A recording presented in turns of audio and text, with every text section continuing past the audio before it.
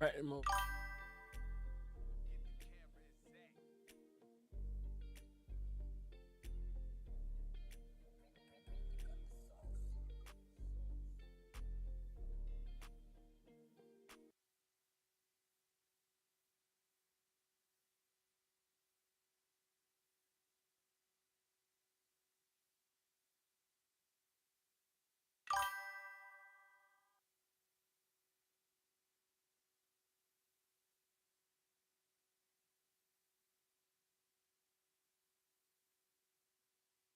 I just keep reacting, bro. Internet just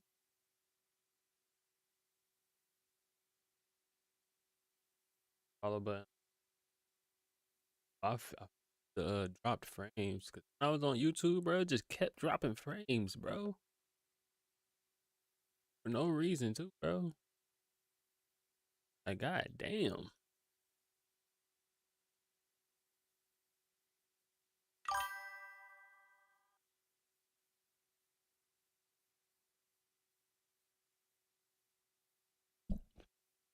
Back with the YouTube reactions, bro.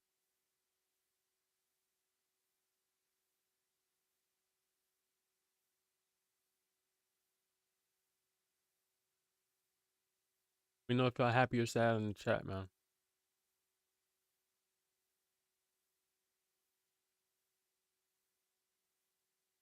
This is sad.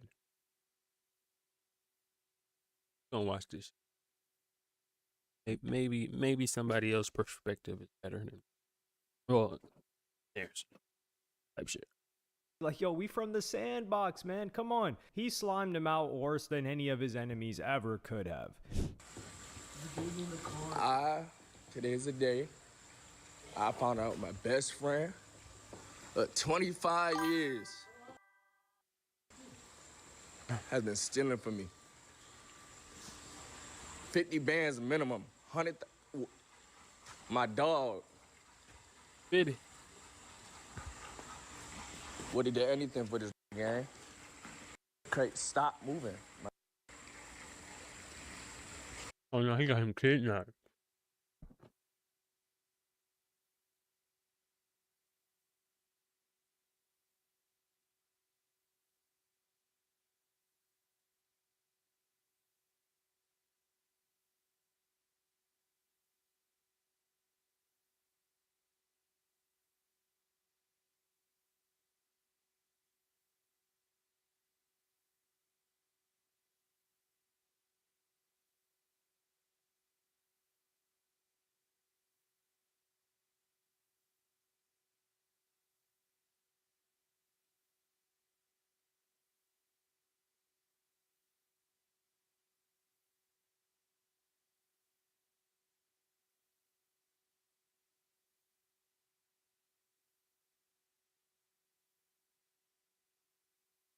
Back. What up? What up?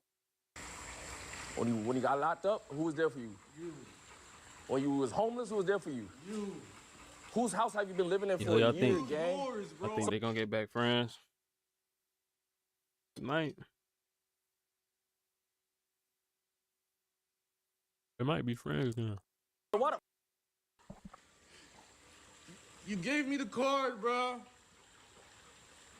You gave me the card, gang. And did what? Wait, when did I give you the card? For what? What did I give you the card for? No, you didn't. I'm wrong.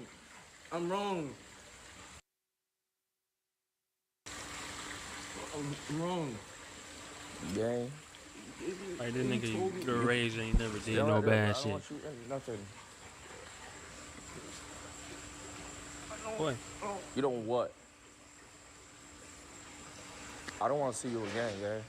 Ever again in my life. I swear to God. I see you again, and I will. I'm doing you a favor right now. I don't ever want to see you again, man. Ever. Ever. Ever. Get the out. Get on. Get on. So this revelation, now we got to analyze a couple of different parts of this. You got this guy in his drawers outside of your age's crib. And then you've got these knots on the side of his head. Like, these are huge. So they definitely put the pause on him before. And I'm not talking about one of your age's I guess we would have to call it like he got like what, 15 pit bulls, so that would be 4. So that's none of the 60 paws of the pit bulls that he's got in his crib. That's some quick maths. I may have messed it up. Either way, for this to have happened, there are 2 different scenarios. One is they beat him out of his clothes. Like he's like, yo, I bought you this, designer. We're gonna get into that in a little bit. Man, give me that. And then he's beating him up while he's taking his clothes off, which a little bit of a pause on that, but he's just reclaiming his goods. He's repoing what he paid for. So it's not really, it's not zesty activities. And he's gonna send him home like that. Well, what home? He lives in his home.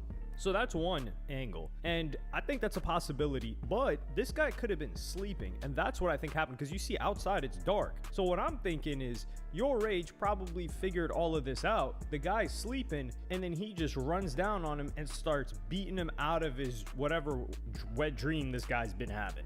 Well, actually, he's probably not having a wet dream, as we're going to get into very soon, since this guy's like leader of the lieutenant of the goon platoon. Or it wasn't hands that were put on him. He might have been getting pistol whipped, because we know Rage loves his firearms, legally, of course. We're not insinuating anything else. So he might have pulled up and just pistol whipped him on the side of the head, because these are huge knots. These aren't just like hands. Like, you might break your hand hitting somebody this hard, especially to the side of his head where he caught that. That's a very strong side of the head. I think the coolest one would be if he pistol whipped him. We're gonna have to find out. But he's holding the guy, I don't want to say hostage. We're going to have to find him.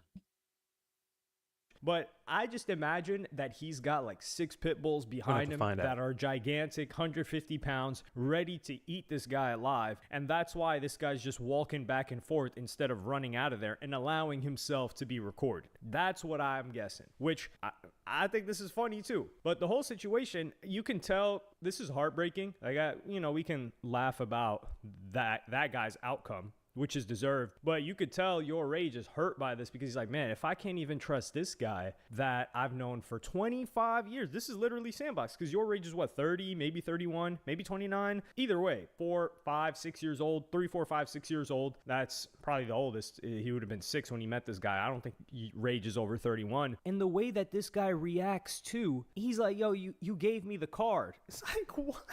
What? Yo, you gave me the card. And this guy took 50 to 100 bands for him. And I don't want to speak for Your Rage, because I think what hurt him more is he's like, yo, 50,000, 100,000, you could have just asked me if you really needed it, and I would have helped you out, as opposed to stealing from me. Now I could never trust you. And I think that's what hurt him more than just the sum of money, because I think Your Rage said he needs at least 100, 200 bands a month to sustain his lifestyle. I think it was 100 or something like that. But circling back to Your Rage spending money on this guy, there were some signs that we could have seen. Y'all know I was supposed to get Greg a little designer fit, but it's Sunday and I didn't realize all the clothes closed at 6. We're going to one spot called Daily. Very him, got hella shoes. And you can buy anything you want in that. Huh? As much as you want, you can buy in that. Wait. No, What did this nigga do? This Legion? What did he do? He make beats? At least make some beats. Buy whatever you want. Shoes, pants, shirts, 2 shirts, 3 shirts, 4 shirts, 5 pants, 2 shoes, 3 shoes, hats, beanies. You're not. Oh, Greg, I'll be like, man, give me a bag of weed, nigga. Go look at what you like. What you want to look at first? Shoes, pants, or shirts? Shoes. Let's go that way. I'm cameraman for this while we're in that store. Get whatever shoes you want, gang. That's some Yeezys, bro. But the way Kanye talking nowadays, No. That's previous That's Kanye. Ye talking. That's not Kanye. You got these in like a knot? That's the only one I got, bro. GG. That's Sunday. Word? Yeah. I didn't fit this cut. Yeah. Oh, just try to put it on. Try it on. They got infrared color. They glow in the dark too. Yo, man, hey, Yo. Hardest. They fit good. They meant to be there. That's the last one. Yeah, not on Rich. I know we have You feel me? Like.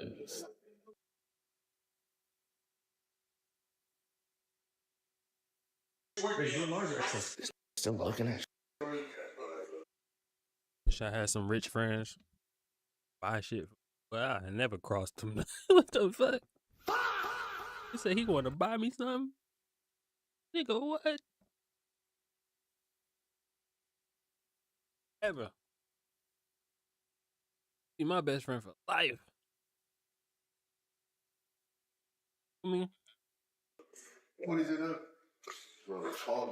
my dog for life. Capital. We locked in for Premium life. stuff. For lifers. 3,000 marbles in there. What is y'all goodie bag? You got one? Wait, You got one? did I lose the line? Nigga buying the whole C2, store. bro. Look at that.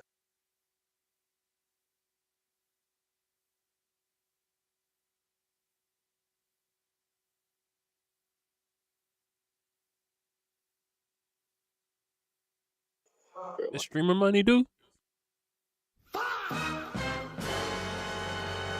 Hey, turn that bitch up. Turn this bitch up, man. We streaming. This is yours. Streaming money, dude. Yo, Chad. What the? Here it is. Yo. Bruh, put it in your pocket. Use it when you need it. Nah, no dumb. For real. Bro. Wait, I got experience being broke one more time. Here. I got experience being broke one more time. Hold on. So this was Your Age taking his best friend shopping, and this is one of those like round 2 stores. Man, is round 2 still a thing? It's classic. That's some SoundCloud rap history. If you know what round 2 is, it wasn't a SoundCloud rap place, but that's where everybody was going doing their pit stops. A little bit of YouTube history too, especially 2016. With that being said, the first thing I noticed in that clip is this guy said, yo, you could buy whatever you want. He's like, yo, for real?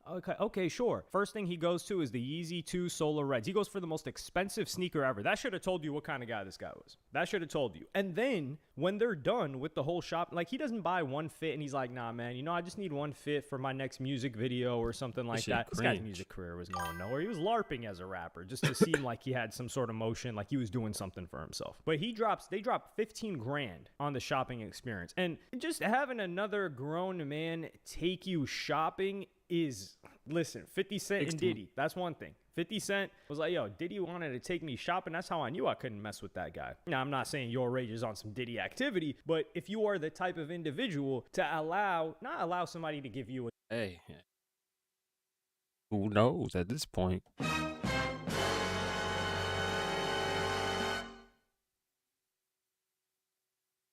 a gift or something like that, another man, but the guy that's housing you and he's taking you on a shopping spree, you got to look at yourself and reflect and be like, damn, what the hell am I doing? Or at best, you're like, okay, let me, take a fit or two. This guy dropped 15 bags and they were telling him, they're like, yo, you guys have dropped the most. You're on the same level as Trippie Redd. And Trippie Redd was dropping that on himself. So that also goes to show you that this guy was willing and shameless enough to run up 15K on his man's card. Like, he doesn't understand. Like, when Your Rage is telling you, like, yo, buy whatever you want, a good-hearted person, somebody that doesn't want to take advantage, somebody that appreciates what Your Rage has done for him, he's like, nah, man, like $2,000, that's a lot of money, man. But what is he thinking? He's like, man, 15K ain't nothing to him. I seen what kind of paper he getting. So takes advantage of that situation and goes to show you how scummy he is. It was so funny though, because at the end of that video, he was saying, in the longer video, it's like 20 minutes long, he was saying, man,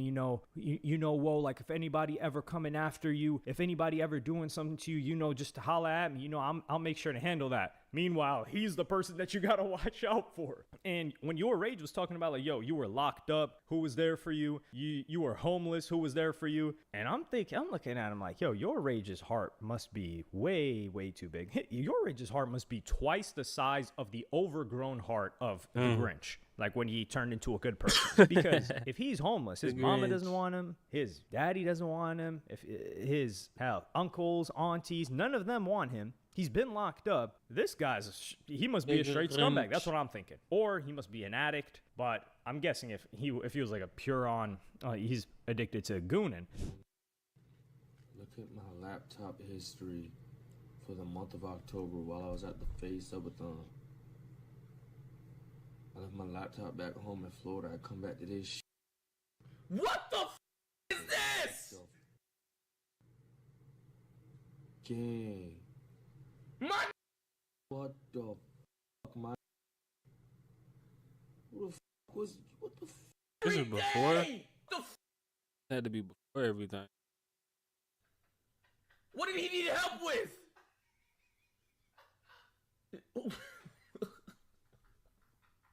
You got a gooner in your circle. Why mid-goons Yo, he appreciate pulled out that a sub. temporary debit card? What the Oh, does that man, I'm mean? going crazy. What the hell is going on in my house? So this guy, who else was at Your Rage's crib? This guy's been living in Your Rage's crib for free. Gigantic crib, got food on deck. And this guy, who else would it be? But Your Rage is looking through this, and this is nonstop. Now, this guy has zero respect for Your Rage or his home. He's treating it like it's his place. He's on Your Rage's computer, which why are you on his computer? Even if he says you can use his computer, which I don't think he said that, he decides to hop on his computer. You have your own, for sure. He's bought you, hey, listen, if he bought you $15K in gear and you don't even have a PC, that's something else. But he for sure has a PC. And you're looking up Goon Tent. This guy's looking up Goonie Tunes. Well, I don't know if he's looking up the tunes. That's more Lakari. Lakari's watching all those Goonie Tunes. But he's looking up all of this, and he doesn't even have, he can't even call it respect. He's not even doing it on incognito. He's doing it where you can see it, probably letting off not powder, but, letting off milk all around, or, his hands was digging in his drawers and he's on your seat. It's just disgusting. And this is the person that you've been helping and making sure that their life is easy. And this isn't the worst of it, because back in 2020, this guy did something even crazier, and it had to do with some dookie. This nigga took a shit on the wall of my house. There's a lot of booty stories with this. Let me tell you the first instance. We go to the cul-de-sac. This nigga starts shit on the fire hydrant. He starts taking a shit on the fire hydrant, bro. The third time, this nigga used to tell us, like this was back in high school. It was like, yo, I don't sit on the toilet when I shit no more. Even in my house, I squat. I squat when I shit. I'm like, okay. So he's over one day. We just chilling. I forgot what we was doing. I hear my mom scream, "Ah!"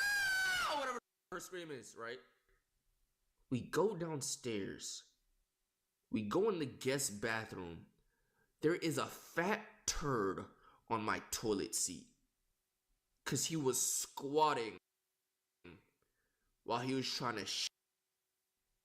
Mind you, this is the same. This is the same that I told you about. That when his mom gave him a whooping so bad that he was crying in front of her, like when his mom was At your crib? Squatting at your crib? That's something you would do in public, gang. I don't even, bro. I can't even, I just smelled some shit right now. Smelled a big pile of shit. being mean to him, that me and Jordan took dog, wrapped it in bubble gum and wrapped it around his mom's door, and then she put her hands on the door like we pranked her. This is the same that paid me back like this. My wall, on my toilet, and take me to the cul-de-sac. So this guy is just a maniac. This guy is. It's like if you took an untrained. I would feel like an untrained dog would cause you less harm. An untrained animal would cause you less harm and stress than this guy. Like an untrained dog, what might it do? Yeah, it might dookie all over the floor, which this guy was dookieing in the seat. So this guy couldn't even properly take a dump and clean himself. And he was helping him out with everything. What the hell? And some people will say like, yo, he should have asked Your Rage for a job. No, this guy is incapable of doing anything. Really, he's just a crash out dummy. Like he can't take a dump. He can't control his lust. He can't control his spending habits. He thinks Your Rage gives him a card, which gives him license to spend it on whatever. He doesn't have the foresight to think, well, because I think Your Rage owns a basketball court or a gym or something like that. He doesn't think like, yo, Your Rage has done a lot for me. And let me see how I can do or create some sort of a job that would benefit him so we have some sort of exchange of value. So I can at least get a salary going. This guy had no plan. His plan was, well, I don't think he saw more than a day in advance. Maybe 6 to 12 hours. But this guy's plan, if there was any, was just to live off your rage in perpetuity. Because what else was he going to do? Oh, nah, you know, on my rap stuff, like, come on, a rap? When have you ever heard this guy rap? YRG members that have been loyal for years probably can name 3 bars. When have you heard him rap? And hopefully, I hope that he continues to have a terrible life. Well, I mean, his life has been great thus far.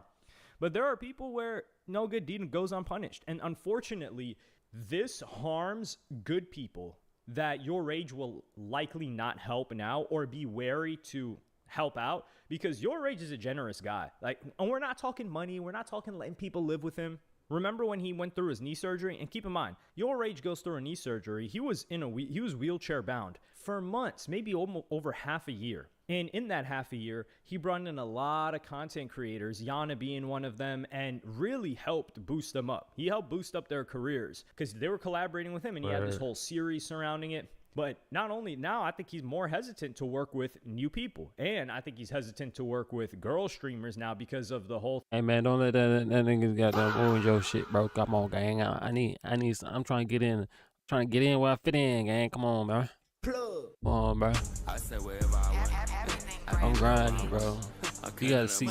You gotta test your niggas, bro. See if they grinding or not. You gotta come up with a plan with your niggas, man. It's not just, you know what I'm saying, give them money, bro.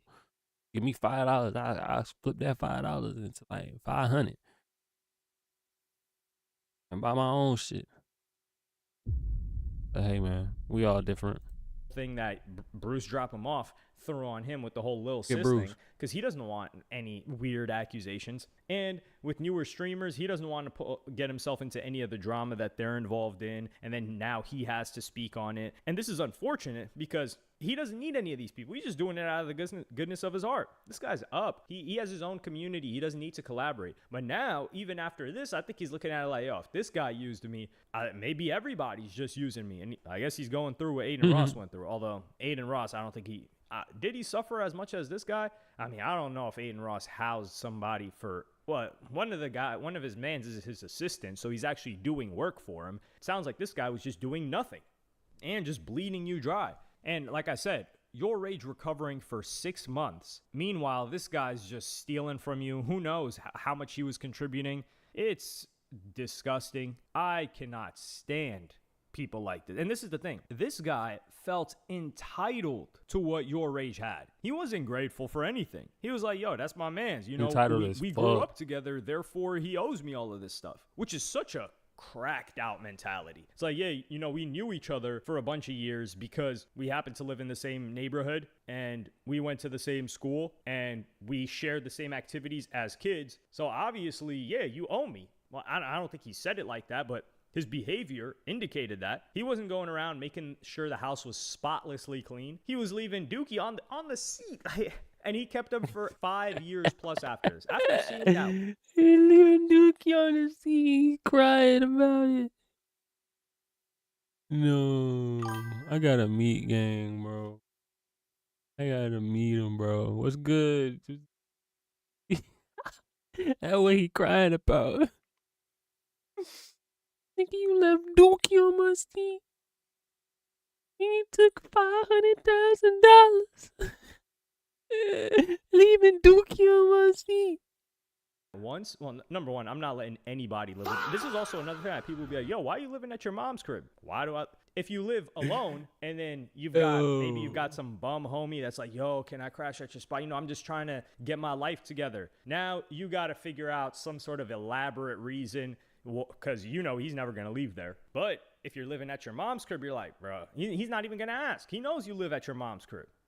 He's not going to come live in there. So you're like, yo, you know, I still live at mom's crib, man. You know, I would have got you if I had my own place. But, you know, in the future, when I get up, we can do that. And that saves you a lot of problems like this. But let me know what y'all think in the comments. Like, subscribe, and hit the notification bell. Everybody quoting Lil Voice. Lil Voice lyrics. What about talking about? Man, Moolah. Your next collection, no inventory, no risk, just drops. You really want to take your brain off the... This should have been my game. Drewski went to my high school, chat. Didn't even gotta say. What the hell would they have you host? And this is the problem. This is the problem with BET. They be tripping. The black ass there. Shout out to River TV. What's up for this video? But I haven't watched the BET Awards in probably like 10 years. But when Drewski hosted it, it was the first time where I watched a few clips. I sat there and watched it live a little bit, and I actually kind of enjoyed it. You know what I'm saying? So shout out to Drewski. I don't know why people be so offended. I had some new furniture I had to put up, a crib and shit. Should have turned that bit on, but I didn't turn it on, so. I heard it was good though. Drewski funny as hell. Guys, it's your girl Riva, and I'm back again with another video. For those of you guys who tap that like button, YouTube, tap the like button. Actually ended up hosting the 2026 get 50 likes. For 200K, they told me that. To get 50 likes on YouTube. That's good, y'all. Let's get 50 likes, man. Rainbow face. Ain't no way. I might be alright. It ain't okay. Awards last night. And he is facing backlash from a lot of viewers for a lot of the things that he did during the show. Now, as we know, Drewski is a comedian who has basically made his claim to fame via Instagram and posting, short form videos, making fun of or like, kind of like doing like spoofs vote in the poll too. Some real life situations. Yeah. Black man. That's right. That's right. That's right. That's right. That's right. Christmas, don't you, brother? Yes, you do. That is a white holiday. White holiday.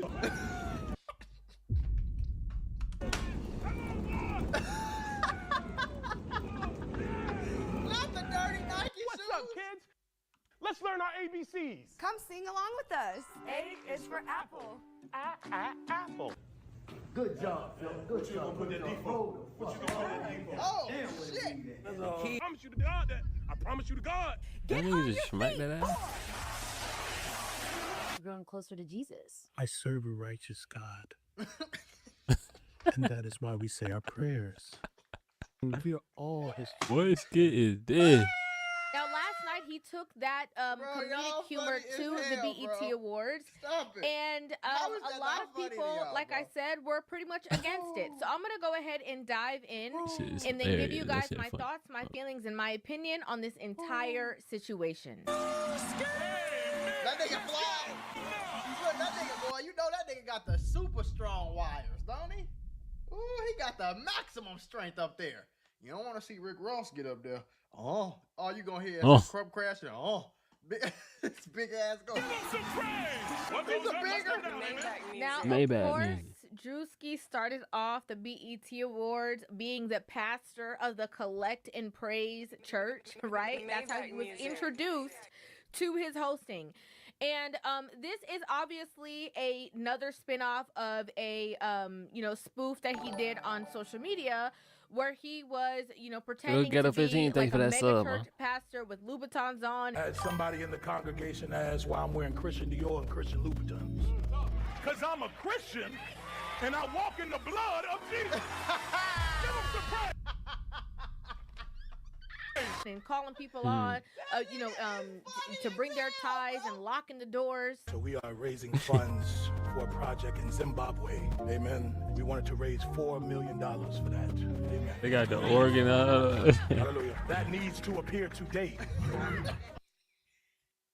Who on the piano?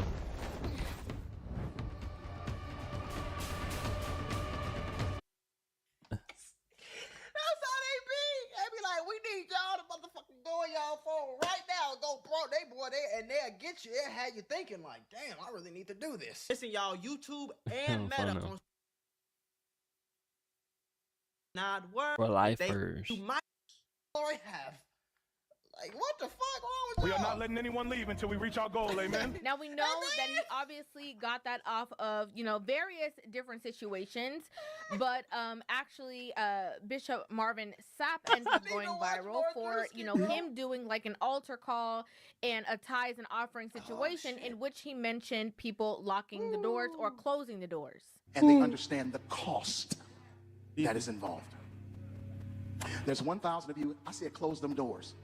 I said, close the doors. Close the doors. Close the doors. Close the doors. Now, during this initial skit, you know, he also Crazy as brought hell, up, boy. you know, That's a and that, I'm gonna be. I know this ain't got nothing to do with it, but that's why. Like, I love God. I pray every day. I'm close. I talk to God probably more than I talk to anybody on the earth. What's up? What's But up? What's I'm up, not Maria? going. I don't rock with the church. Marley. I How y'all don't doing? rock. How What y'all the hell doing? you mean close the doors? You gonna hold me hostage? I'm calling. Yeah, lock the doors. Close the doors. Y'all ain't going nowhere till y'all sub up. Like me saying, y'all ain't going nowhere till y'all hit that follow button, subscribe to my channel. Y'all ain't going nowhere.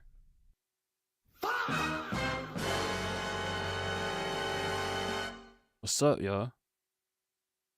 I ain't going nowhere, bro. We ain't even finna watch the video. Look at her face.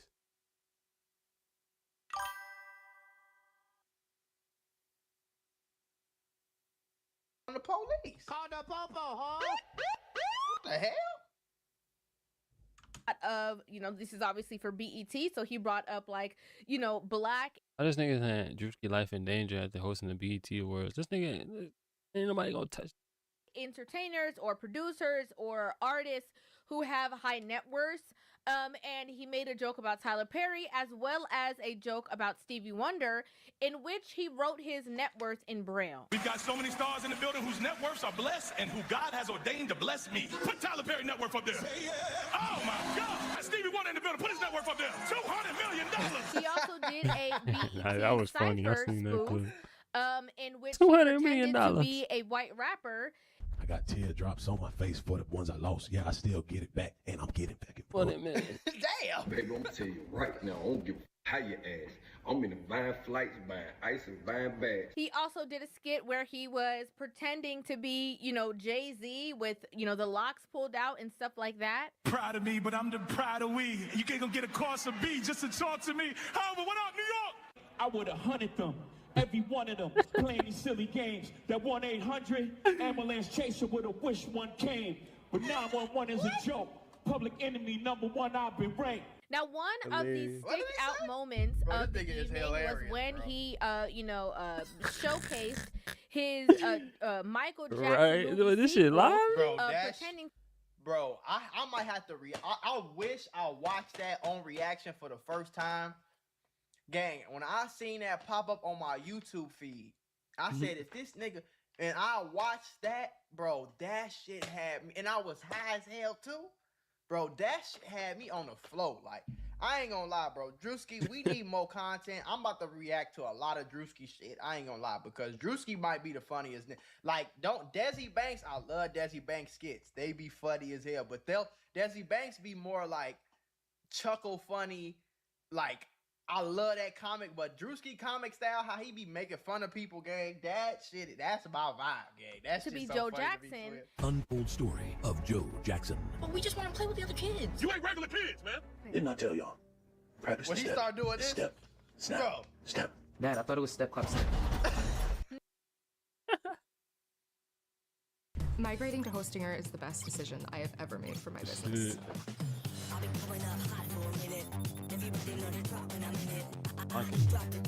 Now, a That lot of ain't people jokes. were That nigga, that's very much up in real arms life. with this situation because not only did Janet Jackson attend the BET Awards, like did she walk the carpet, but she was also like a part of the audience during the situation. So a lot of people felt like it was, you know, distasteful and stuff like that.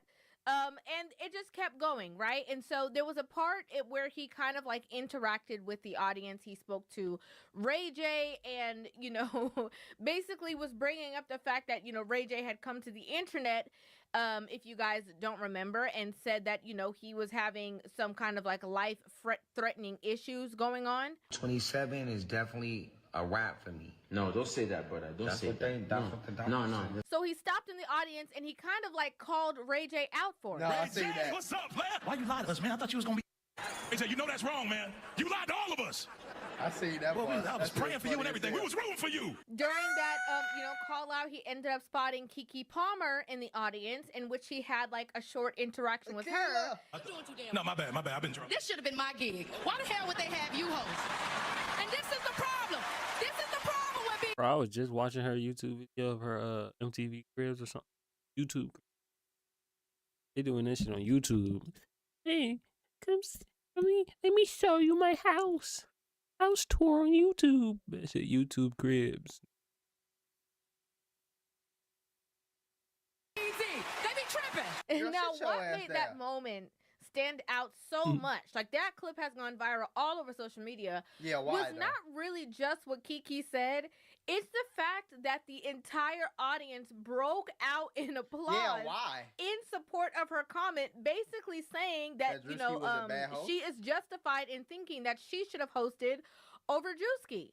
Because this should have been me. Why? I got it. This next performance is by a Grammy Award winning artist who came through dripping. It has been up till it's stuck. Now, a lot of people, were saying that they think that might have been, pre-rehearsed. It Yeah, it might looked have like been a it. part of a skit, Yeah, that shit but I did think pre-rehearsed. that it was interesting Pre-recorded. that 2 days prior to the BET Awards show coming out, BET had actually appointed Keke Palmer as one of the board of advisors for the network, right? So it was very interesting that, she had that, tidbit to say and how everybody kind of like roared for her, because it's almost like some people were sharing the same sentiments. Now, of course, from the church skit to the I think she would have did good as a host. It would have been more her way. You know what I'm saying? Probably less funny, less, you know what I'm saying, in this time that we're living in. Probably would have been like more heavy on the audience. I don't know. the Joe Jackson skit, to all of the things that happened, the comment section went off with their own opinions of the situation. As you can see here, the first comment says, "I can't believe how the BET Awards has become so corny." Man, that shit funny Next as comment hell. says, "Tasteless, never found him funny." Well, Next bitch, comment don't watch says, it then. "Big difference between social media funny and actually being funny." Man, that shit Next was comment funny says, as hell. "Is it just me or the BET Awards don't hit the same no more?" Next comment says, "This show ain't been the same since it's been sold."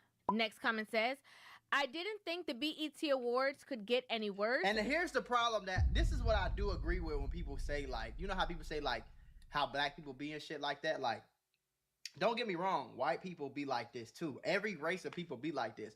I just don't think black people should be like this as much. Like, bro, this is the only, what other awards do, and my wife actually pointed this out the other day when it was on. I think it was on like Sunday. But I got one challenge for you. Try Whisper Flow once. Hey, get One your time, money, man. and W I ads, bro. promise you'll understand why I haven't. what other award shows do black people have? What other award shows is catered towards black people with black hosts and all black awards and all black artists and black actors and black actresses and black moguls and black billionaires and black millionaires and black shows and black movies? And, you know what I'm saying? So IMG, Nickelodeon Awards, goddamn, Kids' Choice.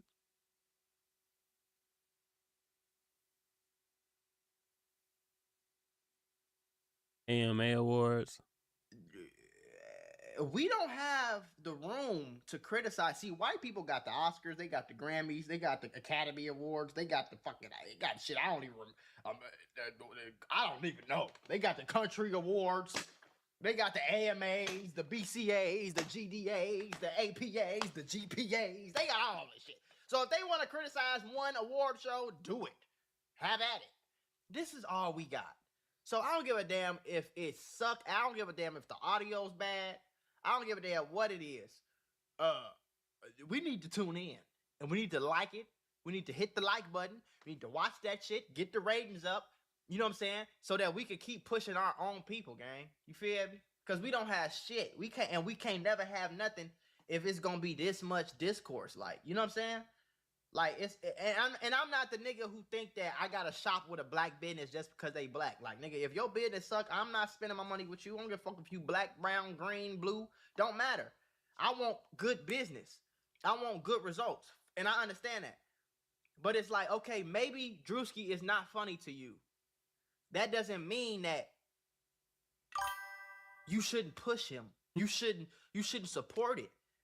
Like, if my motherfuckers, for example, if my son can't play, if I pick my son up from basketball practice and his coach tell me that he's trash, I'm still coming to every game and I'm screaming from the shot, you go, son! You feel me? Fuck, I don't give a damn how booty he is. That nigga can't shoot, dribble, pass, or run. But I'm screaming for this. You feel me? That's just how I look at it. And we'll work on getting better as we get better. If my homie can't rap, I don't give a fuck. I'm still reposting your song, homie. I don't give a damn how terrible it sounds. Repost. And then after I repost, I'm gonna text you or call you. Hey, I ain't gonna lie, bro. You gotta get better with this shit. Now listen, the beat was ass. You sound crazy. It sound like you need. Come on, man. Come on now, man. But I'm still gonna repost it. I'm still gonna support it. I'm still gonna like it. You feel me? Do your homework. But it did. Unbelievable. Next comment says they should have had Kiki as a host, like she said. For what? Next comment says Drewski was not a good host. He is all hype. Now, listen. These would be some haters. Once you already know how it goes. Okay. Once he took that mega church pastor clip that was one of his most viral skits on social media. People gonna be offended. Once he took that to the BET Awards, I think we already knew that he was going to get mixed reviews, right? Because people don't play about that. Receiving the Icon of the Year award, Miss Tiana Taylor. Gonna get impregnated with the word of God, I tell you. In regards to that skit in particular, I don't feel that he was making a mockery of any belief system. I personally felt like he was making a mockery of who he feels is making a mockery of the church system, right? Like the people who are pulling out all of the gimmicks and the tricks and all the kind of stuff like that. But I personally feel that people are entitled to their opinions, of course. When people were talking about, that Kiki, Palmer should have hosted and said like that, I think sometimes it can be a little bit of difficulty when you have people who have been in the industry for a longer, standing time, have longer careers. And then you have somebody that just comes and has like notoriety from social media and like the hype behind their name, and then they are getting to do the opportunities based off of so you thought that Drewski was corny and he wasn't funny, but you think Kiki Palmer could have been funnier? She's never been funny. Like, don't get me wrong. I grew up on Kiki Palmer, nigga. Like, Kiki Palmer is a Aquila and a Bee, nigga. It's one of the first movies that I really remember like seeing and watching and knowing what's going on. So like I got respect for Kiki Palmer and what she did for black women in particular, in acting and all the shit she done did. But she ain't funny. You feel me? I thought comedians was supposed to really host. Kevin Hart's, Mike Epps, Drewski's, people who funny and can be entertaining, and you know what I'm saying? If you need like a host that's just gonna host and be professional and articulate and shit like that, 100% understand. But so I can also see that side of the situation. But I think he did something that was very, very important for him to do. And that was he brought eyes back to the TV show. Absolutely. Right? A lot of people have not been watching the BET Awards. The ratings were higher than they probably have ever been at least in the last 10 years. We had rappers stopped coming to the BET Awards. People stopped supporting it. It was never trending like this. I don't remember the last time the BET Awards was trending like this. To like people talking about it and that's what you need. We need that to get revamped. And he really just kind of saved it. Because I think if this year would have flopped, I wouldn't have been surprised if they would have just stopped it. You know what I'm saying? But yeah, I don't think it was corny at all, bro. The shit that I watched, I actually enjoyed it. The Lauryn Hill whole segment, I think it was towards the end. I love that. Lauryn Hill got her flowers, as she should. She deserved it. You know what I'm saying? Like, I'm talking, that's an icon, a living legend in Lauryn Hill. Like, period. How they sent they did a lot of tributes to like the black artists and black actors that passed over the recent years. You know what I'm saying? Lil Papa was included in there. So yeah, like I don't know, niggas been something that has gained much momentum or attention. Yeah. And so I think he did a very good job in drawing a lot of awareness to the show. He did a lot of promo before the show came out. For sure. Just sing whatever you say. This culture's biggest night. You invited. And I know he got paid good for that shit, It's too. black suit and tie. Black suit and tie, but can you get your black ass off my street? You can ride with me if you ain't got no ride. You know, he has been the youngest person ever to host the BET Awards. I personally wanted to take a moment to acknowledge some black history. It's not just reserved for February, it's all year round. So the person I want to acknowledge is me, youngest ever to host a BET Award. So I think even though it's not... And you got to think about that's what BET did, too. They wanted the young... Because when I was young and the BET Awards came around, nigga, that was a family thing. Like, nigga, we turn... Oh, my God, the BET Awards, nigga, turn it on. Let's see who win the award. Let's see who performs tonight. Let's see what special guests. Let's see. When I was a kid, that's what it was. And I feel like nowadays, kids don't give no fuck about no BET Awards. But I bet you a lot more younger people watch that shit when Drewski hosted it. Because he got even though Drewski a little older, he still has a connection to the younger crowd. Because of the Kais and Nats and all that shit. So, I don't think it was no problem, necessarily his lane or, you know, something that he has done before He in was the on past. scene with bro. I think that he did help to somehow kind of like revive, you know, the show. Whereas when when people come on next year or whatever and they start hosting again, it's going to have more eyes on the show because, right, he has a very big following on social media. Right. And though people might believe it or not, that following tends to translate into viewership. Damn right. Right? It might not be 100% of his followers will view the show, but even a small percentage will add in viewership. Right. And not only add in viewership, but it will add to bring in the younger viewers, right? You know, before it used to be like everybody watched the BET Awards. You had the old school, the new school, you know, everybody in between. Yeah. Now it's kind of been a thing where only some people, you know, kind of watch it. And so I think it brought that light back to it. This should have been my gig. Why the hell would they have you host? And this is the problem.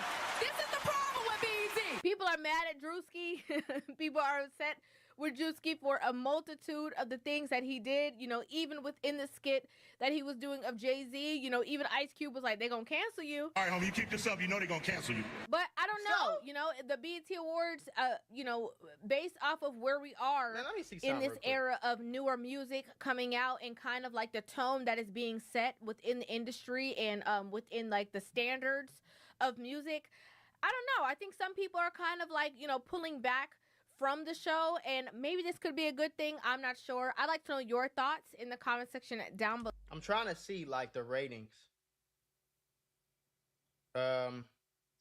Were the BET Awards ratings good? Let's see. Okay, so the viewership have not been publicized yet. But it held significant digital engagement.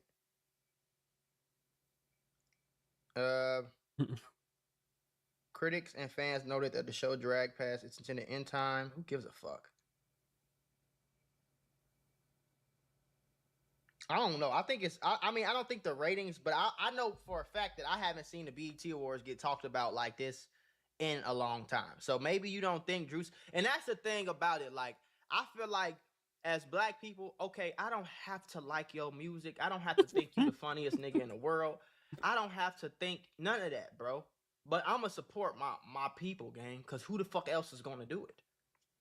Like, I'm just going to support my people. And I can have critiques about this person and that person, or I could not like this or not like that. But for the most part, if you watch my channel, who do I watch? This is a black woman I'm watching. You know what I'm saying? I watch black people make content for the most part. Like, I support my own, my nigga. You feel me? So, even if I disagree with you, even if I disagree with how Kai Cenat put together Streamer University, I'm still going to make videos about it because this is a black creator, a young black creator at that. I don't get no fuck that I don't like how you did it. I don't care. Okay, I don't like it. That don't mean I hate you. That don't mean I want to see you lose or I want to see you fall off or I don't want you to do good. I just didn't like this thing that you did. And it's some things that my mama did that I didn't like. It's some things I like that I did that my mama hated. But I'm still her fucking son. And so that's kind of how I look at the black community, bro. Like, just stick together, gang. Just fuck with it. Vibe with it. Okay, you ain't like Drewski as a host, cool. But you watched the awards though, didn't you? Ask yourself when the last time you watched the fucking award show. You know what I'm saying? And maybe next year maybe next year when they pick a new host, you'll like that host, but some people ain't gonna like that.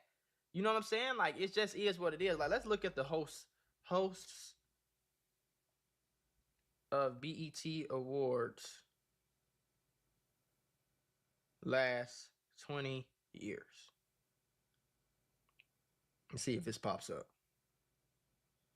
Okay, so we had Drewski, we had Kevin Hart, we had Taraji P. Henson. I'm going back. 2023, there was no host. It was all performance driven. We had Taraji P. Henson, we had Amanda Seales, we had Regina Hall, Jamie Foxx, Leslie Jones. Most of these people are comedians, by the way. Okay. Taraji Henson is not really a comedian, but she's funny though. Like, she's entertaining. Like, she's been in movies. Regina Hall's not really a comedian, but she's still funny. Leslie Jones is a comedian. Chris Rock is a comedian. Chris Tucker is a comedian. Samuel L. Jackson is a comedian. Kevin Hart again in 2011, comedian. Jamie Foxx, comedian. D.L. Hughley, comedian. Damon Wayans, comedian. Monique, comedian. That's all the way to 2006. Yo, where are you So guys? most Where of are the you time they're going from? to have comedians. So I don't know why Keke Palmer.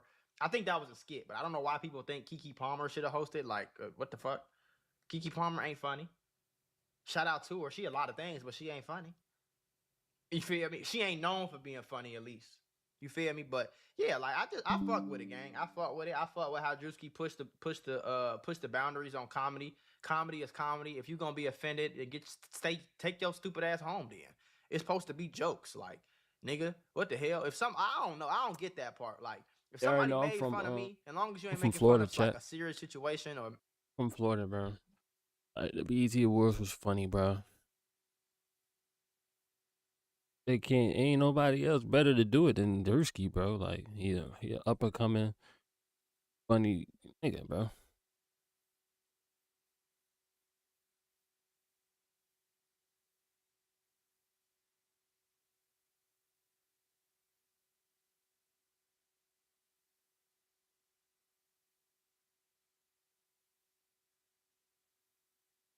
Bro came up from shit, bro. Oh God.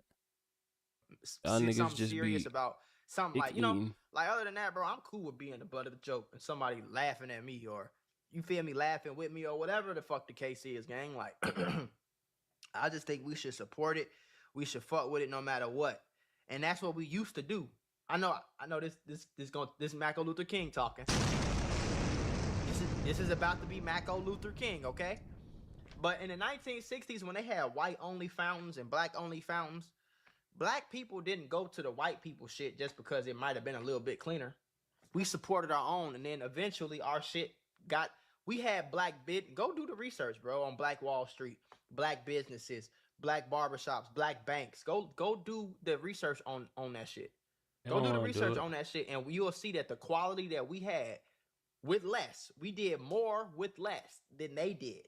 And the quality was the same. We had just as much money and infrastructure and influence in our They don't banks wanna do it. and our medical system and everything we had it because it was together. Because we wasn't gonna jump ship and go fuck with the people over here with that Rosa Parks bullshit. That was bullshit. Do your homework. That was a planned thing. That wasn't some spontaneous thing where she got on the bus. You didn't have to get on the bus because we had our own fucking buses. You didn't have to get on the back of the bus on the white man shit. You could have came on the black people shit and did your own Thug Deezy. You know what I'm saying? But now, fast forward 2026, we can't even sit down and watch our own fucking people, you know what I'm saying, do our own thing. Crazy. But again, white people, they got the Oscars, they got the Grant. I don't even know how many fucking award shows they got. Like, I didn't lost count, nigga. You know what I'm saying? American music, fucking, I don't even know. Is that what AMA is? American music? I don't even know, gang. But it's like award shows.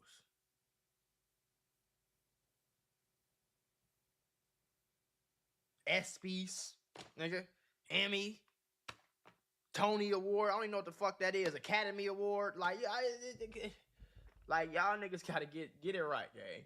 Drewski did his stuff. I'm finna actually go react to some shit he did. But shout out to Riva TV. I used to actually watch her reactions some years ago. Like her Kevin Samuels reactions and shit like that. Rest in peace, Kevin Samuels, too, by the way. But yeah.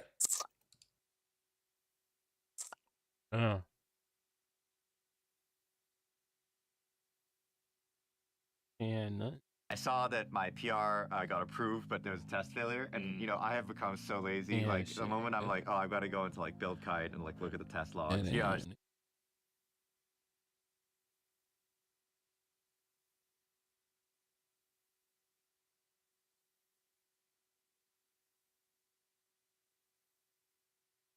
All right, gang. I'm about to play the game.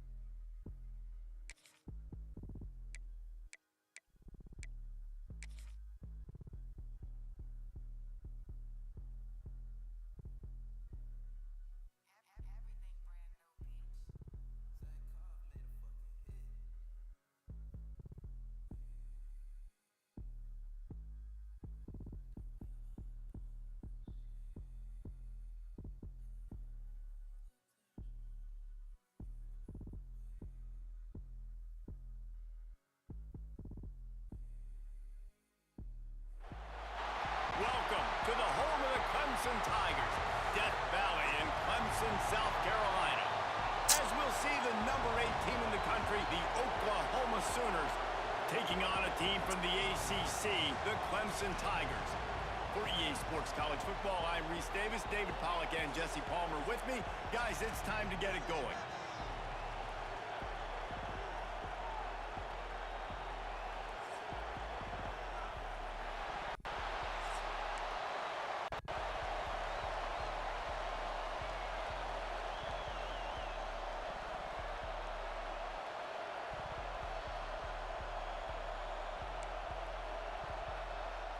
And the Sooners will kick it off to get us underway.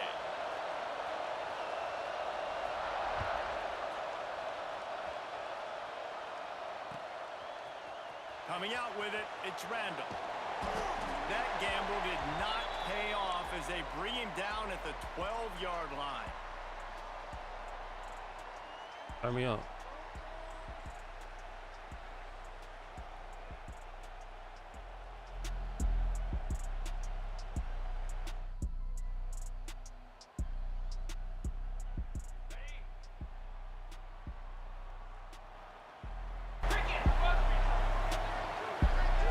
Looking for a man, it's Klubnik.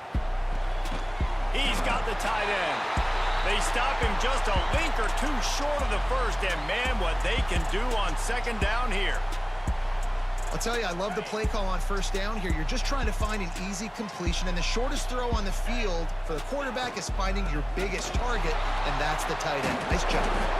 Oh, he was in the backfield immediately, a 3-yard loss. Clemson jumps to the line. Making side adjustments here. Third down play from the gun. Looking to scramble.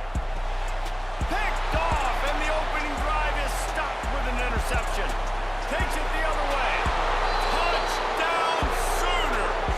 This defense making a big play and putting it in the end zone. Oof, and after that pick six, not the start this quarterback wanted. You're going to have to be really good about having a short-term memory and just turn the page. There is tons of football here to be played. You made a big mistake on that last throw. Don't let it beat you for the rest of this football game. You've got a lot of ball left to play. You've got to keep going. And they get the extra point with a little bit of adventure off the left upright, but it's good.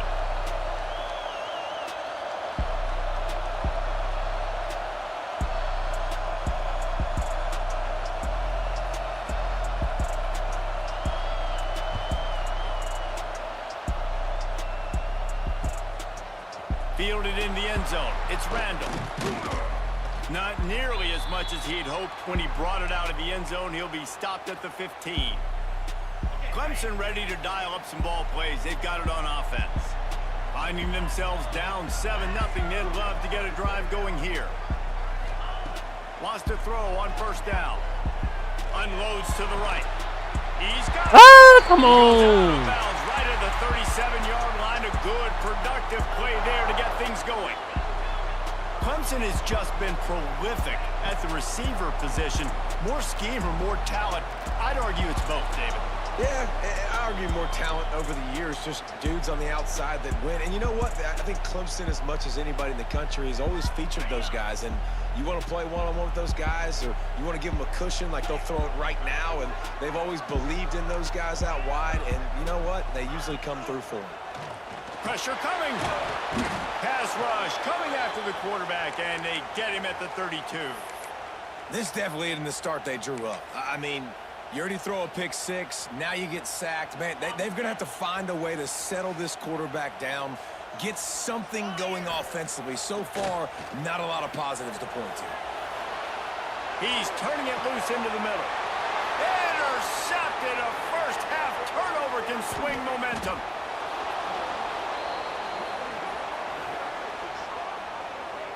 This is obviously not a great start for this quarterback here. 2 interceptions already in this game. He's got to do a much better job with his decision-making.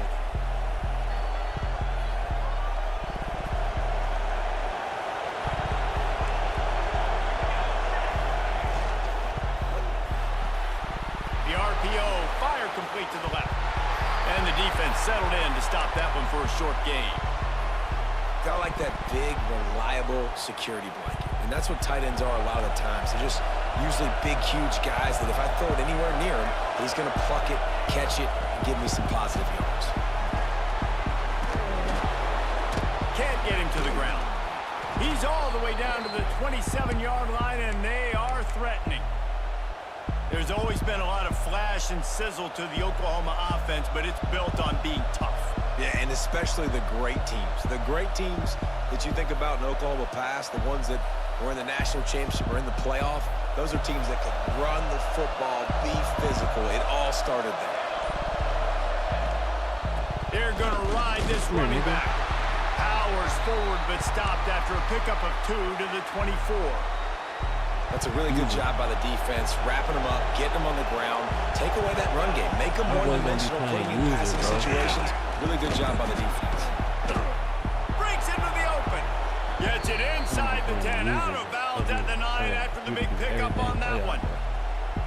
If I'm building an offense in today's football, it's not around a quarterback that can't run. I'm going to find an athlete that I can give the ball because defensively, it starts to limit your coverages. It starts to limit what I can do. It makes me play the quarterback every single play.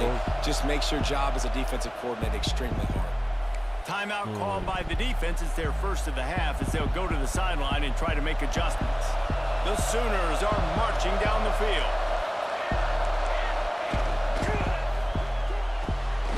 Pulls and fires complete to the right. Touchdown, Oklahoma! Made the grab and then did the rest himself, and they put points on the board. These two guys, they just shared a glance, and they knew exactly what to do, David. And how many times do we hear that? The quarterback talk about it after the game and go, hey, I just looked at him. He knew what I saw. I knew what he saw. We're on the same page. We've done this before. That chemistry equals big plays. Just like in Clemson. Fielded in the end zone, it's Randall. Nice job by the kickoff team. Everybody stayed in their lanes, and they'll stop him at the 16. Appreciate that follow, bro. That follow. A lot of work to do as this drive will start from the 16-yard line. Out of the gun to give to the back. They knock him down, but not before he gets it out to the 21-yard line. Pick up a 4. I'm about to come back. Clemson is quick to the line. A nice job being gap sound by this defense. And here you go. Watch what this offense does. They'll get right back on the ball, and they'll go really quick, so you got to be prepared. Timeout called here by the defense. It's the first one they've used this half. Dropping back, it's Klubnik. Quarterback now on the run, still looking.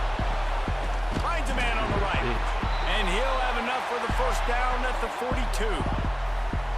The offense in hurry-up mode. Nice job by the quarterback, seeing the receiver come open, getting him the football, making the first down, and they like to do this. When they make a first down, they want to go fast. They want to crank up the tempo. Bringing the heat. Complete to the left. And he's brought down after a nice gain. We'll see if they have enough time to get another snap before the clock hits 0. To the air on first down. Throws to the wideout. Oh my God. Incomplete as we have played one quarter, a quarter in which they tried to wrap it up with a huge play. Just about ready to get things started here in the second. We'll see if they continue to flex that muscle. First play of the period will be a second down. He leaves it with the back. He got one. There he goes. They've got it inside the 30. They'll mark it at the 28. It's first down. Calling timeout. Quick timeout by the defense there, trying to make sure everyone has the same call. They ain't gonna do nothing for you, bro. They have been stagnant on offense, but finally a little forward movement as they've got a 1st and 10. Wants to go up top on first down. Makes the grab down the middle. They'll spot the ball at the 12 after that completion.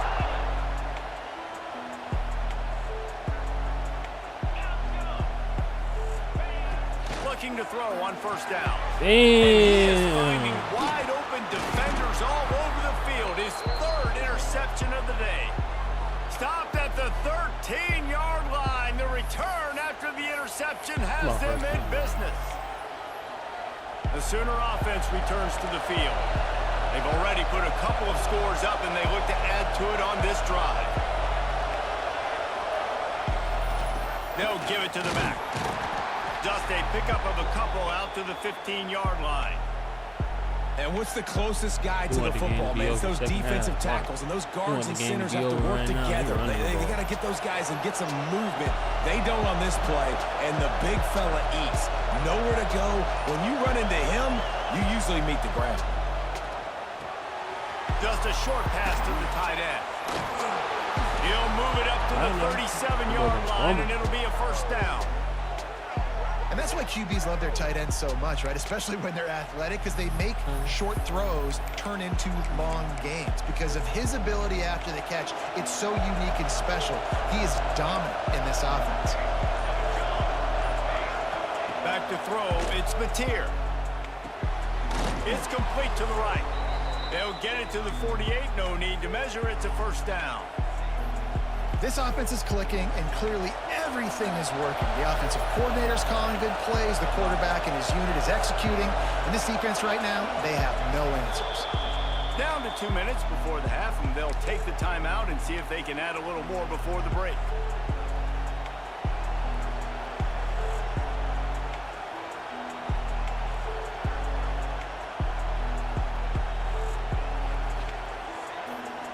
The Sooners have it with a 1st and 10.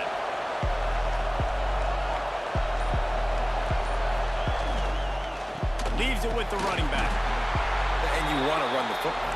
That's okay. You'll take some of these. But if they start to add up down the road, obviously, you might want to think about airing it out a little bit.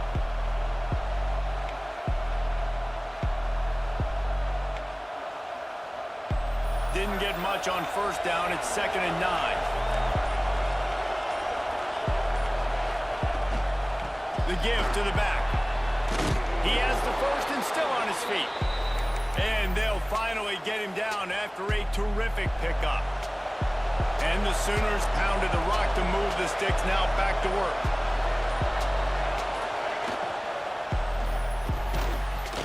And that incomplete pass caused by the big hit on first down. 2nd down coming. Tell you what, that was a lightning-fast decision. You could tell he knew what he wanted to do right away, makes the decision, but maybe his footwork wasn't a little bit good, and the pass wasn't where he wanted to put that thing. I know that. Working well behind the sticks on 2nd down. Motion from the wideout. Quick touch pass to the receiver. They'll give him 4 on that one. It's 3rd and 6. We got a timeout here late in the first half, and they'll try to get more points on the board before the break. Beneath the shadow of Howard's Rock, Death Valley is rocking, trying to help the Tigers on 3rd down. Oh, they really could have used that catch there. Physical pass defense. It brings up a 4th down. This is a point where you just got to be able to focus. And the critical down and distances in this game, like that 3rd down right there, when it's a good throw, you got to make the catch. You got to be able to make that play. 4th down, and this crowd trying to help this defense rise to the occasion. Complete to the right. And the defense makes the immediate tackle, but he has enough for the 1st down. Well, this quarterback has a ton of confidence in his wide receivers to win one-on-one. And you're not going to get a bigger opportunity to prove that than on that Oh my 4th down. God, that was big. That was a throw vertically down the field. Not an easy one to complete. He just knew where his guy was going to be and when. Stuck it right on him, and they keep the drive alive. 2nd down coming up on this red zone opportunity. Leaves it with the back. They get him down, but he was driving his way and gets it down to the 7-yard line. You got to be impressed by what you've seen by this offense so far in this game. In the first half, they've got a nice lead, and they've been able to do it with explosive plays, but they've also been able to do it with efficiency and getting 1st downs and staying on the field. You saw another great example right there running the football. Anything they want to do right now is working. I don't even play with Clint. My 1st time. Clemson will kick this deep to get the 2nd half underway. This got to be on the right, And he takes this from inside the 5. Able to find enough room to get it out across the 25. He's brought down at the 26.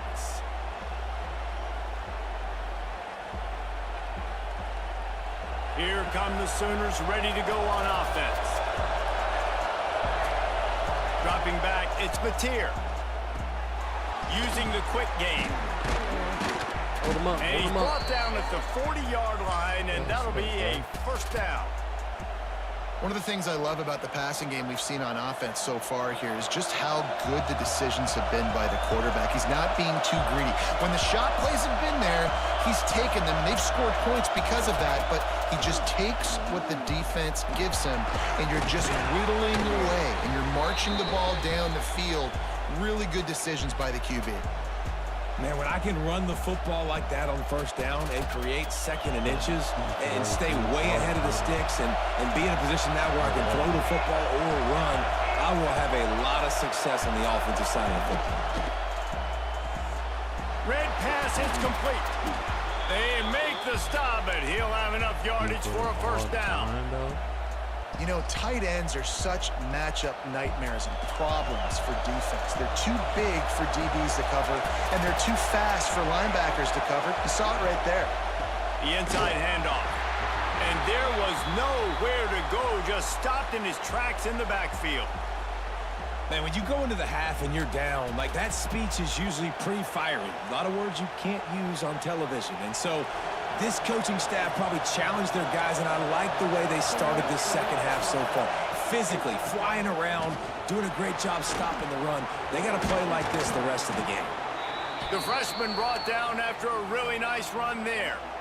This shouldn't be a surprise to anybody. If you've got the lead in the 3rd quarter and you want to keep it, you got to bleed the clock. Best way to do that, run the football. And you're now seeing this offense call these run plays back to back. They are trying to be physical, and they're trying to stay on the field.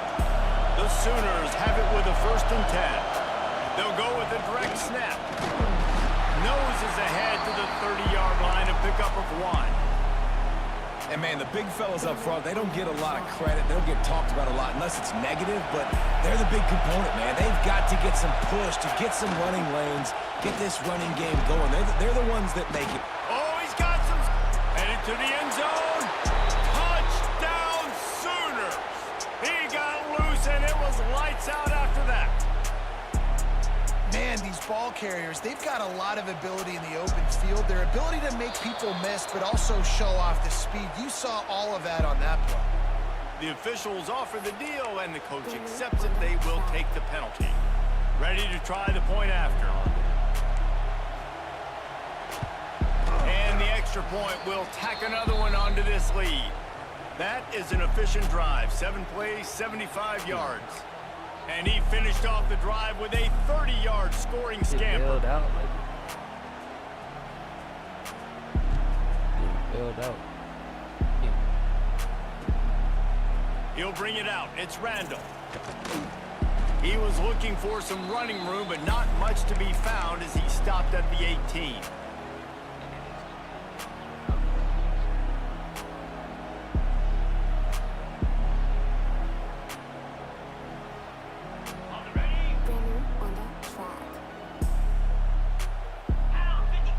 Back to pass, it's Klubnik. He's going to fire deep. Oh, he dropped it. That deep ball was right on the money. You just have to make that catch.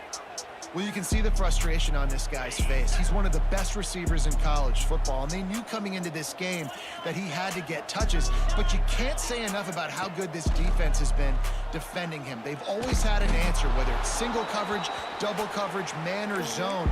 They have not let him go off, and that's a big reason why they're winning this game. That's another example of just really good football. This is why they've built the lead here in the second half. Nice job pressuring the quarterback, making him feel uncomfortable, coming into somebody else's building and keeping it really quiet. 3 straight incompletions, and undaunted, they'll go for it on 4th and 10. He'll try to throw and pick up the first down. And they gambled in their own end, and now they give up really good field position. There's not many play calls on the sheet to score a bunch of points really quickly, so you got to go for it here. I like the aggressiveness, but this offense continues to miss the mark, and they just got to score more points. They got to do better, right, Paul? How am I supposed to not get the They got to do better. They make the tackle, but he's got a fresh set of downs, and it's 1st and goal from the 7. And this defense has to be so disciplined. Like, you just got to understand, I can't all go for the quarterback, and too much attention on the quarterback. We didn't play the pitch really well. That's why this offense is really hard to stop. The Sooners have it in scoring position on 1st and goal. They'll try to get it in with the run. Touchdown, Oklahoma! And they take it in for 6 more points. When you're handed a break with unbelievable field position like that, you better finish the deal, and they did. You saw the quarterback jog on the field. I think he gave a high five to every one of those players coming off that just put them in position to go score that touchdown. That QB knew this was a golden opportunity, and boy, he took advantage of it. And with the extra point, they pushed the lead out a little further. They didn't have a whole lot of real estate in front of them when they took over possession, but they wasted no time. Couple of plays into the end zone. We've got a timeout from the kicking team.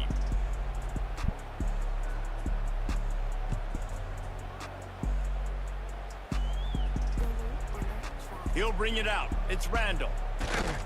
He's not clicking Not on. nearly as much as he'd hoped when he brought it out of the end zone. He'll be stopped at the 15.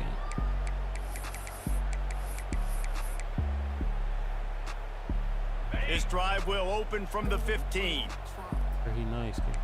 By a lot here in the second half. You just need one big play, though, to spark the offense, get the confidence going, and they may have found it right there in that completion. Good throw, good catch. Now we got to keep it going.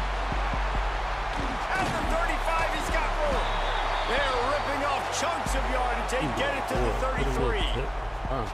That's a huge throw for the offense, but they're down by a ton. They're going to need a lot more of that, and it's not going to be easy considering the defense knows they're probably going to be throwing the ball every play here in the second half moving forward.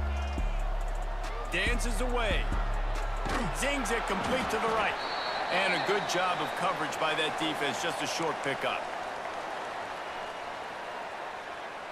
And now on 2nd down for this offense. Looking to fire. Quickly to the tight end. They get him down, and that'll be the final play of the 3rd period. reach the quarter break with Oklahoma on top. And it hasn't been much of a contest as we take a look at the overwhelming game stats through 3. So will the beatdown continue, or is this a comeback for the ages in store? We'll see as we start the 4th. They'll stick to the ground looking for the marker. Just outside the red zone as they pick up the first down. They'll spot it at the 22. Oftentimes when offenses get a first down, that's when they like to speed up the tempo, and you're seeing them now go hurry up. Looking downfield on first down. Unloads it left. And it was worth the gamble, but the long pass is incomplete. One of the biggest reasons today why this offense is losing in the game is they haven't been able to get it going throwing the football. This guy still has not thrown a touchdown pass. They thought coming into this game they were going to have tons of success throwing it, but you got to give the defense credit. They watched the film. They've been mixing up their looks defensively, trying to confuse this quarterback, and again, on that last deep shot, it falls incomplete. On the move, he fires. Connection to the right. There was tight coverage, but a perfect throw and catch, and they've got it at the 9, first and goal. Back to throw, it's Klubnik. He wants it all. Ball into the end zone, and it's intercepted. And he's wrapped up after a solid return on the pick. And I love this defense understanding situational football. You got the lead in the 4th quarter, getting your nickel packages. You know the pass is coming, and the execution was great. Yeah, they thrive on takeaways, and they love to get into games late with the lead because one of the strengths of their entire team is their secondary, and you saw it there. In nickel, they're able to come away with the pick, and it's looking like they're going to be able to seal this game. Good surge up front, give him 4 out to the 18. Really nice awareness by that guy, too, because it looked as though his momentum might carry him out of bounds, might stop the clock, but he knew to get down. He was fighting to make sure he fell down in the field to play, and as a result, the clock keeps ticking. He had all kinds of company as soon as he got it. He had to fight his way back just to get to the line of scrimmage. And the Sooners come to the line on 3rd and short, looking to keep the drive moving. They'll knock him down for a loss of a couple.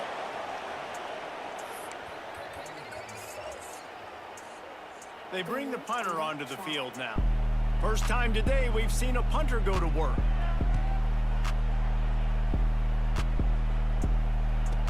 This is a spot you see many returners try to take a chance, but not this time. The fair catch just inside the 40. Clemson has their paws on it, and they'll send out the offense.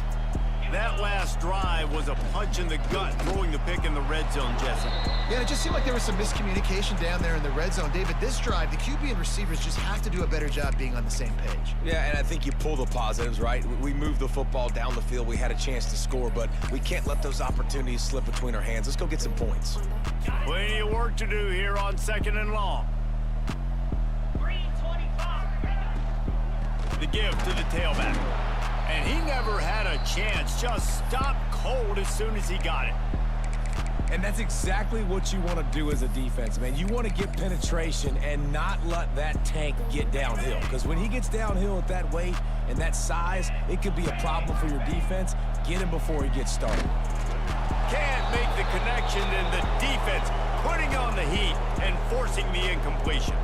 Coach has no choice here. The offense has to stay on the field, down multiple possessions this late. 4th down attempt coming. Good pick up there as he gets the first down, and they'll mark him at the 48. Sprinting to the line to try to get this one off. Clock's running. Wants to throw. It's Klubnik. And while the pass is incomplete, the flag is down. I think that was a free play for this offense. Defense was in the neutral zone. They'll try to take advantage of that offsides call. It's 1st and 5. Wants to adjust the pattern. He'll set up to throw. Got the completion, but nowhere to go as that defense reacted quickly. You know, as a quarterback, you believe in your matchup. And in my running back, if I can get him the ball in space, he's going to win a lot of times. He didn't that time. The defense was ready. Nice job in the open field making the nice tackle. And this defense has put a game together. Like, it is hard to put all the facets of defense together, run defense, pass defense. They've been so good, man. Dialed in, you could tell. They were ready, they were fast, they were physical. They dominated this football game today. Another incompletion on third down. And it's just been that kind of day for this quarterback and this offense, guys. They have never been able to get into a rhythm throwing the football. Timing's been off. Accuracy hasn't been great. We've seen some drops, just not in sync. And that's why they find themselves trailing by a lot right here late in the game.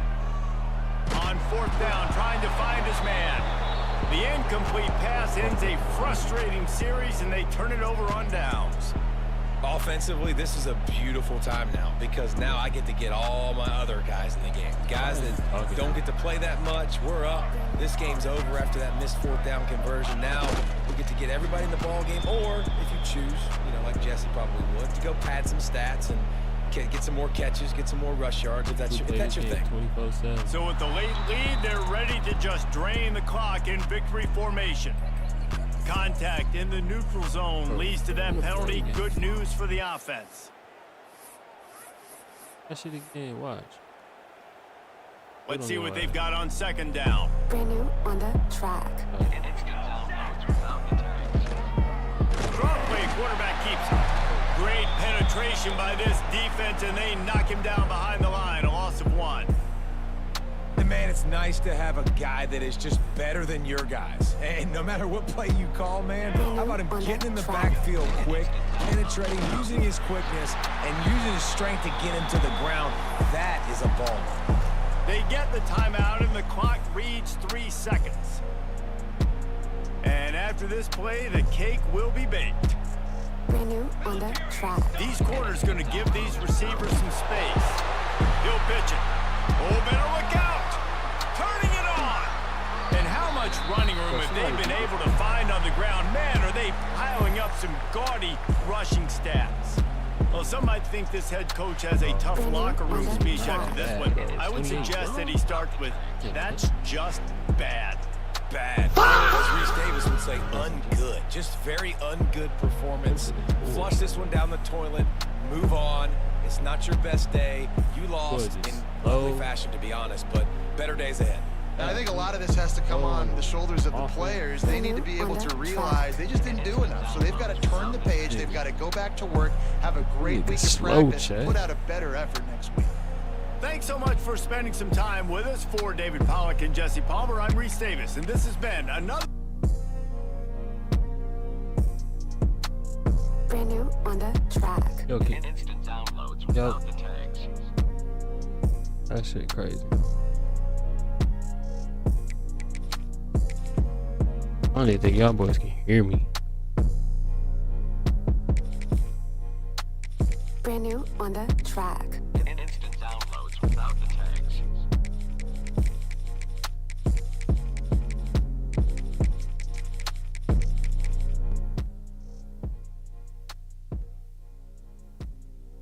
God damn. Brandnew on the track. Instant downloads without the tags. We finna run that shit back.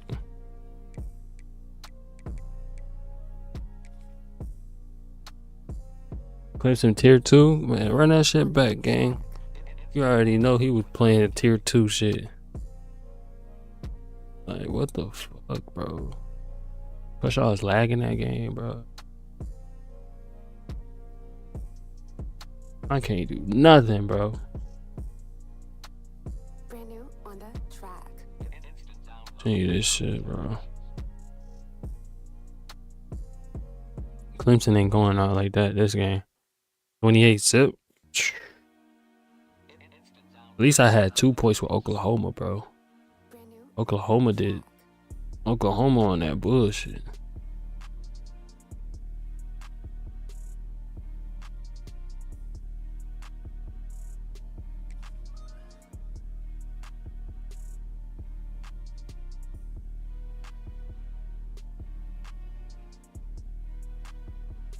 I meant Ohio State. When I was playing with Ohio State, I was getting my ass whooped. I don't play with Ohio State.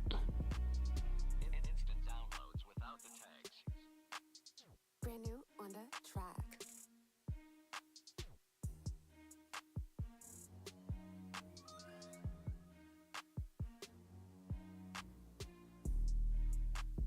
Come on, bro.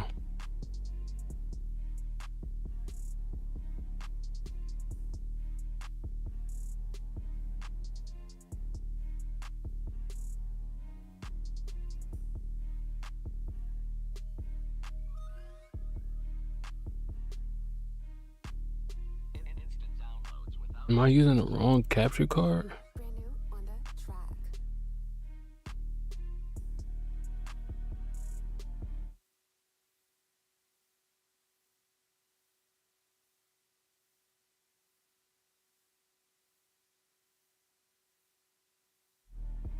Oh no. Oh.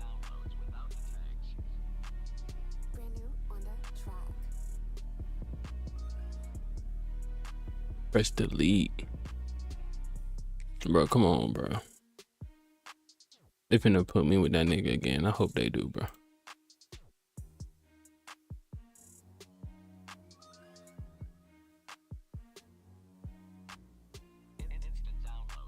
Yo, is my shit like 8, bro? Like, the fuck?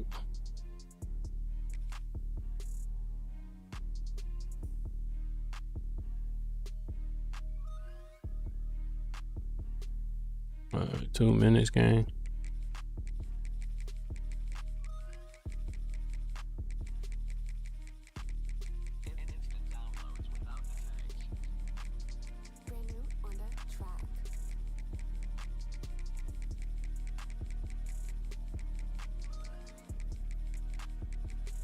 Oregon? I never played with Oregon. It's tier 1. I want to play against Oklahoma. I got beef with Oklahoma.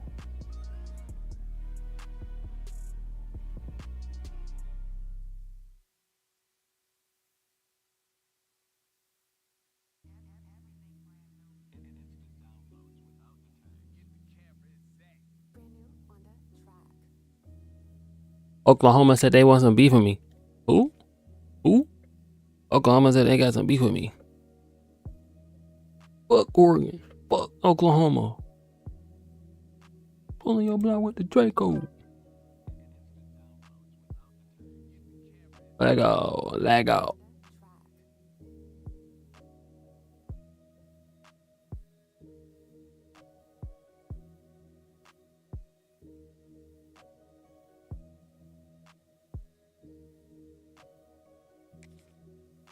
Bro, it's 3,000 niggas playing this game, bro.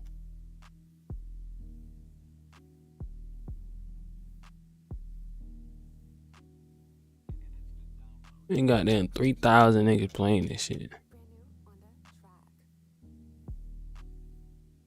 PS5.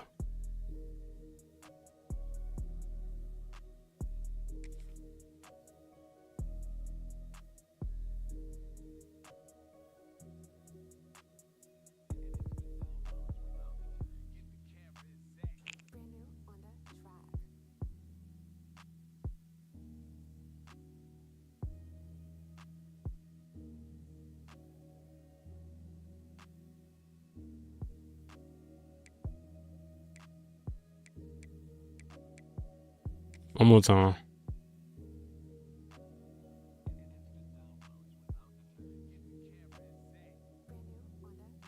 Damn, bro. Stream seen that whooping. Surprised nobody on dick. This nigga got his ass beat. There we go. Found the game. Welcome everyone to the home of the Oregon Ducks, the House of Loud, Autzen Stadium in Eugene.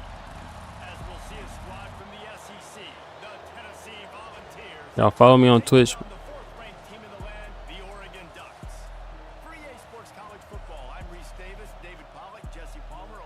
The latency is way better on Twitch.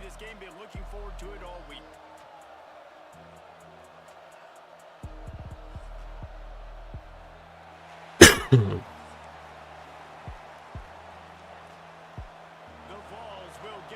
don't know why this shit lagging like that though.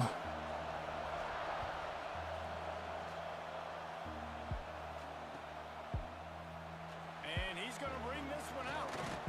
Oh, that would have been TD. Across the 20 to the 21, and not quite what he would have picked up just taking the touchback.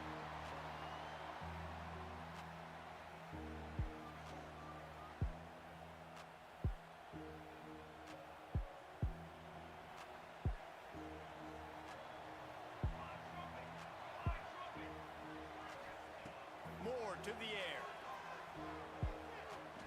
Unloads to the wideout. He just missed the target on that one. Got to put it on his body. And when you're a quarterback, man, I know wide receivers are great athletes and they're supposed to catch everything that gets near them, but when you don't put it right on the center, when they're running a lot of times, it just makes it a little bit more difficult. And I think he did that a little bit too much for his wide receiver right there. They get this sophomore on the ground, but he continues to make plays. The defense has got to do a better job with assignment football. Somebody has to be accounting for the quarterback on these run plays. You know you're going to see it. You've seen it on film. The option play, nobody home. He just takes off. That's an easy first down pickup for the offense. Moving forward now, the defense, they've got to settle in, and they've got to start playing better when it comes to assignment football. They go to the ground. Breaks into the open. Really nice pickup there as they have it out to the 44 with a first down. It really shows you his skills on that last run. And I feel like today, if you're a running back at Oregon, you are expected to be explosive. You're not going to be a guy that goes in between the tackles and gains 3 yards, and that's okay. I feel like now today, because of all the great running backs they have had here recently, if you get into the second level, you're expected to go to the house. This guy has that kind of skill. I love it. The defense brings extra bodies during the line of scrimmage. They choose to blitz, get to him, try to speed up the processor just a little bit, force the scramble, no damage done. Nice job by this defense making him think really quickly and make a decision.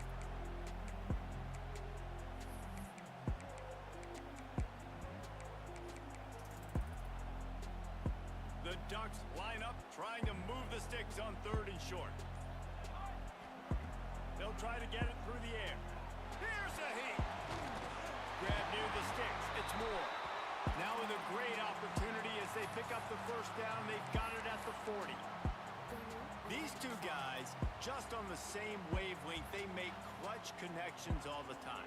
And that's practice, man. That's all summer. That's all spring. Just so many hundreds and thousands of balls where you know exactly when that guy's going to break. You know he's a stud. You're going to feed him, especially on these 3rd down situations. And it was worth going for a chunk play, but the long pass is incomplete. Sometimes it takes quarterbacks a few plays to really get into the rhythm of the game and not force things. I think the quarterback that time was really trying to force the ball to his wide receiver, but against man coverage, there were other guys on that play that were open that could have had a chance. So this quarterback just needs to settle down a little bit. He won't be throwing as many incompletions if he just lets the coverage tell him where to go with the ball. The Ducks come to the line with a new set of downs. Send the tight end in motion. Caught in the backfield, it's Johnson. That nigga juked the fuck out of that guy. Pick up just a little bit at a time to get to that first down marker. I'll tell you, when you've got a tight end like this, it makes it a lot easier calling pass plays on first down, even if the defense is in zone coverage. He did a really good job there, working his leverage, finding the soft spot, and making it an easy completion. He's wrestled to the ground right at the 15-yard line and a big red zone opportunity here.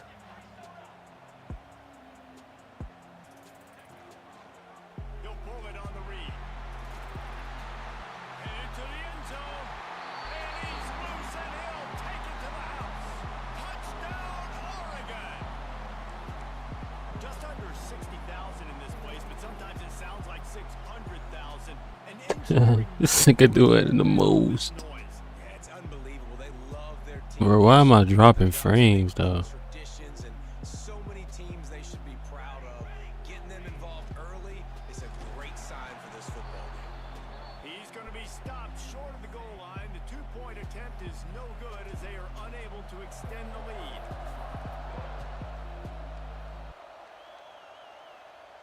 And no chance at a return here. They'll start this drive at their own 25.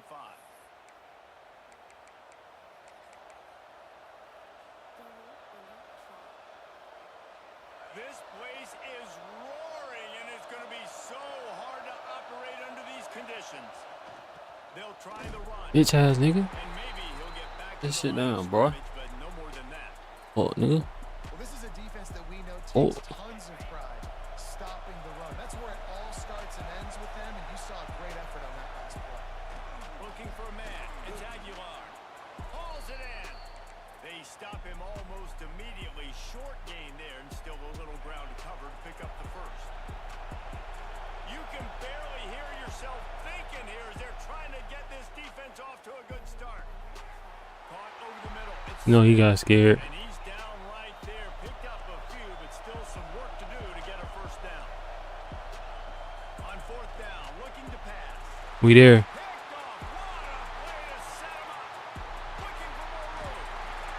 We there. How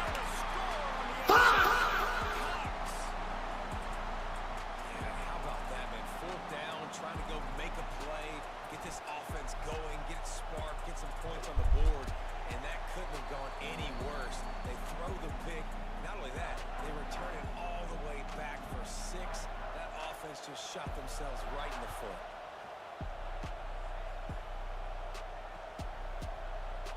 And he'll just take a knee, and this drive will start at the 25.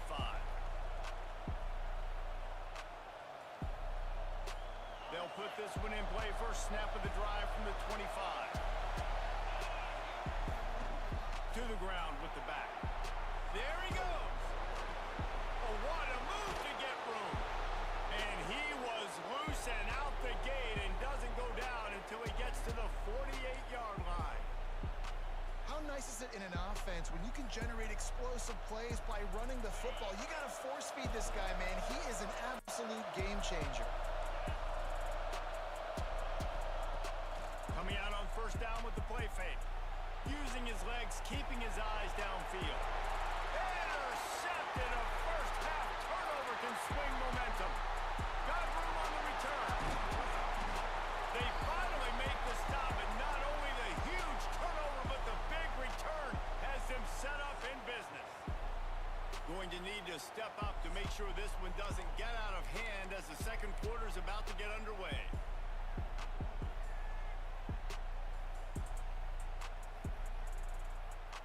So they'll go back to work after changing into the field. Here comes the option. He'll pitch it. At the 20, he's got space. Touchdown, Oregon! How about this back staying on track and getting it in on the option? That defense is responsibility football, and you can tell they had the quarterback, but how about the running back? They didn't even play it off the pitch, and he takes full advantage. They constantly put this kind of stress on you with this option, and the defense, they were not where they were. Throw to the end zone, it's picked off.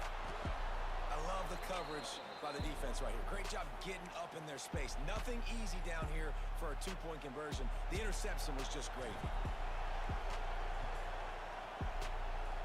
And a few anxious moments, but the hands team is able to fall on it.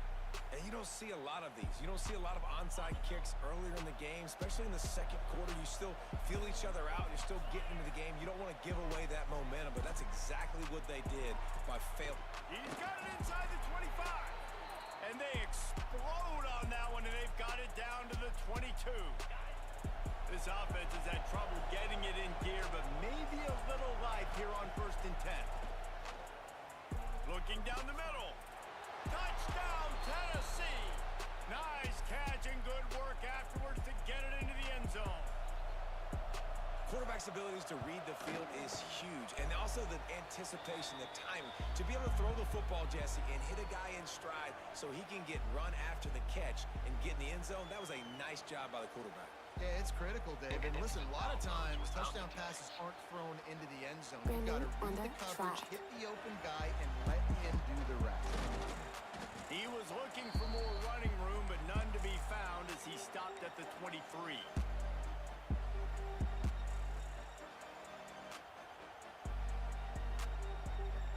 The Ducks ready to go back to work on offense. Took the last drive in for a touchdown. They'll try to do it again on this one. Quarterback flips it ahead quickly to the receiver. And this one will be stopped for no gain. The first thing you have to do to make these plays successful offensively. Moore will throw. Quickly out to the tight end. He's out past the 35. All the way out to the 37-yard line. It's a gain of 15. And he was able to break one tackle, Jesse, and almost got away from another. Man, this secondary, this defense, they better pack a lunch. When this guy has the football, you've got to get bodies to him, and you better... Oh, he's got some space. Plenty of room on that play, and they find their way to the 36. That's what's so scary about this offense. They've got guys in the perimeter that can change the game in one single play, and you saw it right there. Too much speed on the perimeter to create that explosive play. He's got it on the right. Oh. Didn't pick up a lot there. Moved it forward just a few. This is no surprise to defenses anymore. Everybody throws wide receiver screens, and you can tell they were ready for it. They saw the quick game. They pounced on it, got the wide receiver on the ground. That's not the first time they've seen that route. I love the quick decision the QB made there on that RPO, knowing he wanted to get it out of his hands fast. He just needs to make a more accurate throw moving forward. Couldn't find his man last time, and that leaves him with a 3rd and 6.